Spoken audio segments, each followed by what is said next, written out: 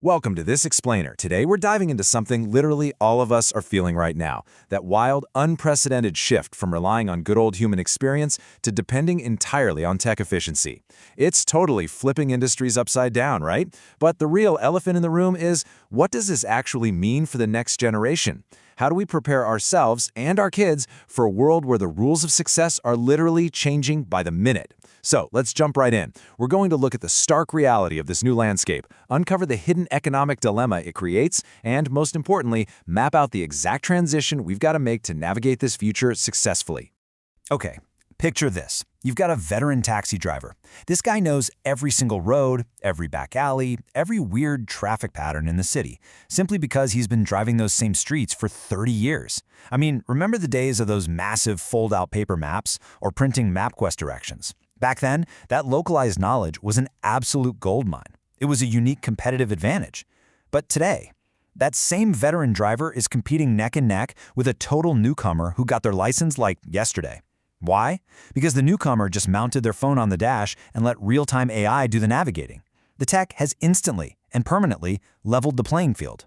And honestly, our source material captures the harsh reality of this perfectly. A veteran driver actually noted, "All my years of experience is worthless, and I now earn as much as a newcomer only."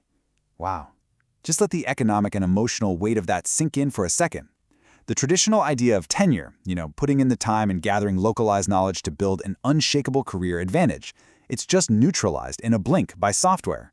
You've got a 30-year pro and a complete rookie doing the exact same job for the exact same pay, all because tech is doing the heavy lifting. Decades of human experience erased in seconds. But hey, it's not just happening in the gig economy. We're seeing this on a massive industrial scale too. Let's look at a factory owner's perspective to see how widespread this really is. 25 years ago, in the exact same building, it took 10 times the workforce to produce just 1/10 of what they make today. Imagine those huge warehouse floors. Used to be packed, loud, bustling with hundreds of workers. Now, they're mostly quiet except for the steady hum of highly automated machines. These modern robots don't need coffee breaks, they don't take vacations, and they assemble things at lightning speed. It's completely revolutionized what is fundamentally possible when it comes to output and pure efficiency. Which brings us to a really fascinating dilemma that modern businesses are wrestling with worldwide. Sure, automation brings this huge boost in productivity. You're undeniably making more products way faster. But here's the catch.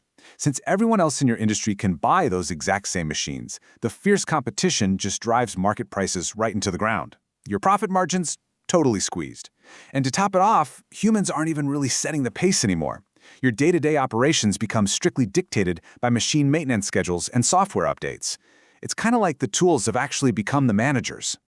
So, taking a step back, looking at that neutralized experience of the taxi driver and the fully automated factory, you really have to ask yourself a deeply personal question, especially if you're a parent or if you mentor young people. As an adult watching all this unfold in real time, what are you doing right now to ensure your child actually has an edge? How do you make sure they aren't just completely replaced by this rapid tech development over the next 15 years? Because, let's be real, the timeline for this transition is shrinking incredibly fast, and the technology is only getting exponentially smarter every single day. It really boils down to this deeply urgent question. Are you just leaving their future to chance? Are you treating their future like pulling the lever on a slot machine, hoping they'll somehow just figure things out on their own in this automated world? Look, hope is a wonderful thing, but it is absolutely not a strategy for navigating an economy where algorithms decide what constitutes valuable work. If we just cross our fingers and wait for a technological fairy godmother to magically align their skills with the future job market, we are doing the next generation a massive, irreversible disservice. We need a deliberate plan. Now, a lot of folks see this tech wave coming, and their knee-jerk reaction is to just double down on the old ways of doing things. Cramming more and more rote information into a child's mind. But we have to clearly understand that this approach doesn't just fail, it actively impedes their true development. We can't treat kids' brains like human hard drives that just need more gigabytes of facts uploaded into them. They are never, ever going to out-memorize or out-calculate a machine. If we force them to compete with tech on technology's terms, they are mathematically guaranteed to lose that battle. So, if we aren't uploading data into human hard drives, what on earth is the alternative? Well, our source material highlights this fascinating concept called the Yancha advantage. And this isn't just some flashy educational buzzword. It's presented as a total paradigm shift for genuinely future-proofing our kids. It's all about pivoting completely away from the stuff machines do perfectly, like data retrieval and repetitive logic, and leaning heavily into what makes us uniquely, beautifully human. It's about cultivating those exact traits that you literally cannot program into an algorithm. The Yancha framework elegantly breaks this down into 3 progressive abilities a child needs to develop. Step 1. Understand the reality. This just means teaching them to look at the world, tech included, clearly and without any illusions. Step 2. Understand the dilemma. Teach them how to critically spot the friction points in society, kind of like that factory owner realizing his margins were plummeting even though production was up. And finally, step 3, create the solution. This is where human creativity truly shines. While machines strictly follow the instructions they're given, humans can connect totally random dots, think way outside the parameters, and forge entirely new, innovative paths. When you actually apply this specific framework, incredible things happen. By totally avoiding rote memorization, this method brings out the absolute best in kids, because it actively hones their unique, inherently human strengths.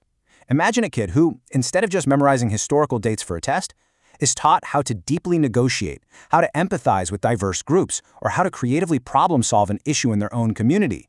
By nurturing these deeply human traits and focusing on their individual interests, you set them up for lasting success. You're basically teaching them to be the creative architects who direct the machines rather than the replaceable cogs competing with them. To wrap up this explainer, I want to leave you with this really profound thought from our source material.